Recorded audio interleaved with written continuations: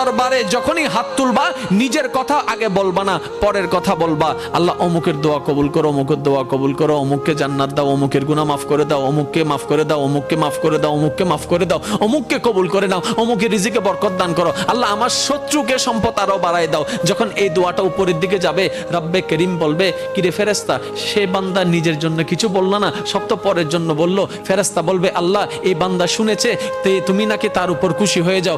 যে বান্দা অন্যের জন্য ভালো চাই, তুমি নাকি তার ভালো চাও। যে অন্যের প্রশংসা করে, তুমি নাকি তার সম্মান বাড়ায় দাও। আল্লাহ যে অন্যের জন্য মঙ্গল কামনা করে, তুমি নাকি তার জন্য বরকত বাড়ায় দাও। এই বান্দা সেই সূত্র বুঝতে পেরেছে, তাই নিজের জন্য চাচ্ছে না, সবার জন্য চাচ্ছে। রব্বে করিম বলে, তার দোয়া ফরিয়াদ কবুল করার ব্যবস্থা করো, কারণ যে অন্যের ভালো চায় আমি আল্লাহ তার ভালো করে দিই। বলেন সুবহান। মনে রাখবেন, আল্লাহর কাছে চাইতে হবে হালাল জিনিস, হারাম জিনিস নয়। আপনি যদি আল্লাহকে বলেন, রব্বে করিম আমার দুশমনের একটা লেঙ্গা করে দাও,